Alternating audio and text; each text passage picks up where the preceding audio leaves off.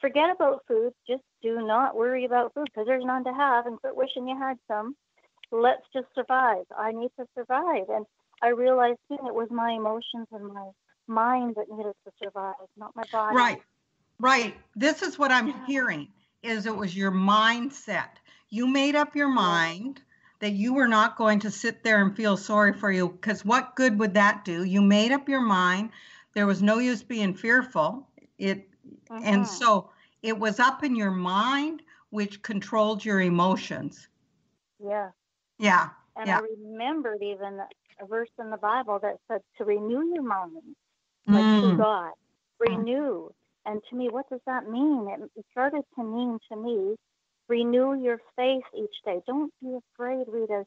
You went through yesterday. You can go through the next day too. Oh, so I love it. It became stronger, realizing that I did it. I did it one more time. Maybe tomorrow I'll get rescued. Every day I had that hope of getting rescued. I had to cling to that hope. Oh, beautiful. And every day, as I read in the scriptures, God had a new message for me every day. It's like the scriptures became my best friend, and it became alive. It was real. It was words. Right. And I would read out loud. Right. I would read it all out loud, and I would sing out loud. I would think out loud. I would talk to myself. I would talk to God. Right. And as the days went by, like after 2 weeks, I realized there was this sweet presence with me that kept me encouraged. And it started to be like, wow, this is real. This is not just my imagination. This is really happening.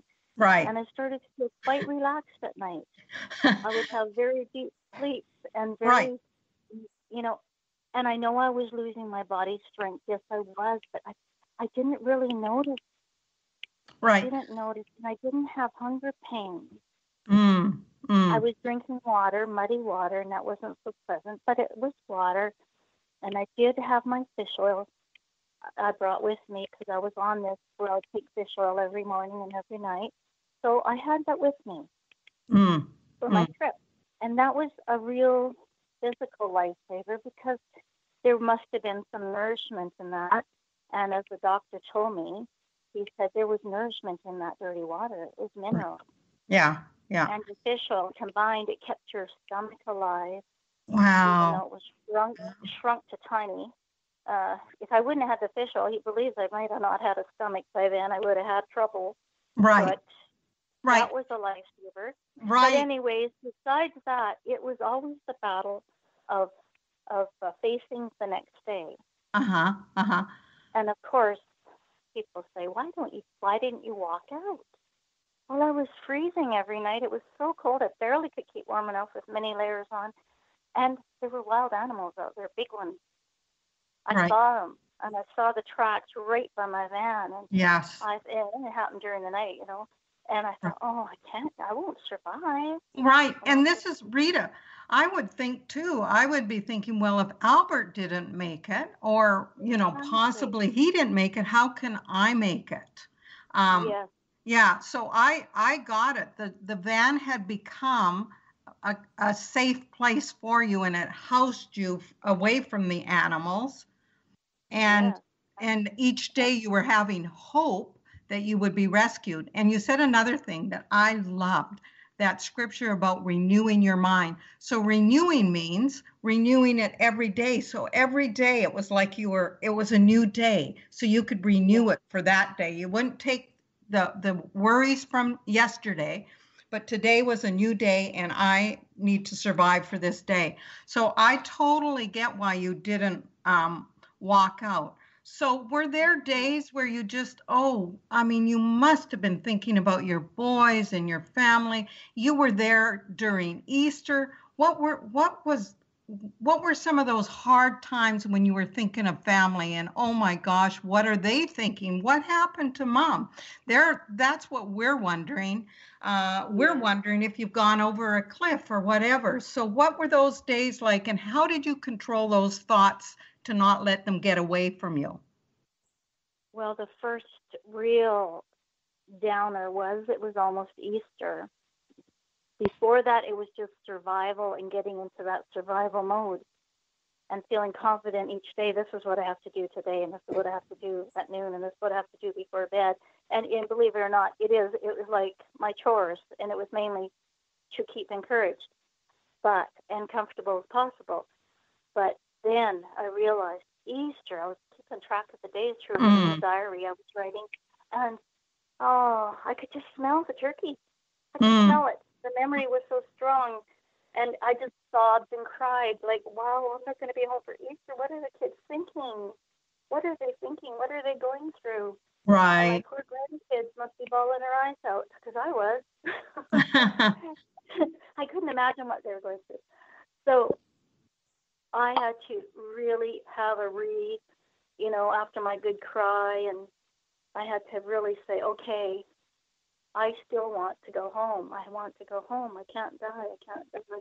I have to be strong. And, right. I just spent more time praying. That's what I did. Right. More time. Right. More singing, more praying. And I was sleeping more because of the weakness, physically. And so I was welcoming that long nap in the afternoon. I really was. It helped to spend the time, and then get into bed earlier too because of weakness. So I could sleep through horrible nights of storms, and it was windy there. It was crazy windy, so that the howling drowned out the noise of the wolves. And I was thankful for the noise of the wind because of that. I'd rather hear the wind than the wolves.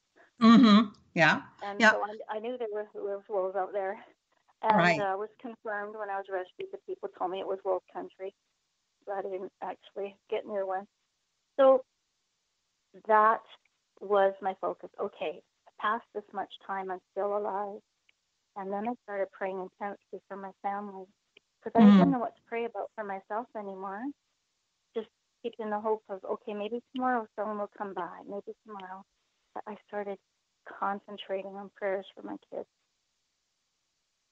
Right. Well, Rita, you know what? Our time has gone really quickly. So I'm having Rita back to finish the story next week, which I'm so excited about, because I just heard her say something that I realized that was key. The longer you survived, I think the more you desired to survive, because you'd wake up and you'd go, wow, I'm still here. And that gave you that hope to hang on to see your children again. Amazing story. Tell us in closing, and then we'll see you back next week, but tell us in closing what your book is entitled and how they could get it, because I tell you, it is an amazing story. I encourage you all to get it, because I lived through some of it, but Rita survived it. So Rita, tell us in closing what the name of your book is again, and then how they can get it. Okay, it's called Mother's Day Miracle. Subtitle is The Rita Chrétien Story, Survival in the Nevada Wilderness. And it is available on Amazon and Barnes & Noble. And folks that live in the Okanagan and British Columbia can get it directly from me and by phoning me.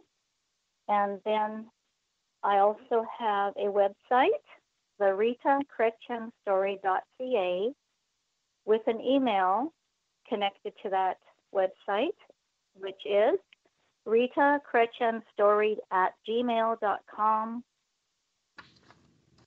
And that is how you can get it. Wow. Okay. So that's how you can get a hold of Rita. Now, notice she calls the name Chrétien, and I call it Chrétien, because when we came, so she's pronouncing it the French way, but it's spelled Chretien, if you need to know. And I want to thank you for coming in today, Rita. I am so excited that we're going to continue digging into your story next week. And I want to thank you once again for inspiring my audience and your audience that never, ever give up hope. Remember, it is never too late to change your mindset, to become determined, to find your faith again. It is just never too late. It's never too late to follow your dreams, to live a life of purpose. Look what Rita did for 49 days. She said, she didn't once say to herself, oh, it's too late. She kept surviving so that she knew that one day she was hoping and praying that one day she'd be with her children again. And she is. Rita, thank you for coming in, and we'll see you back here next week. Oh, thank you for having me. I look forward to it. Bye-bye. Bye.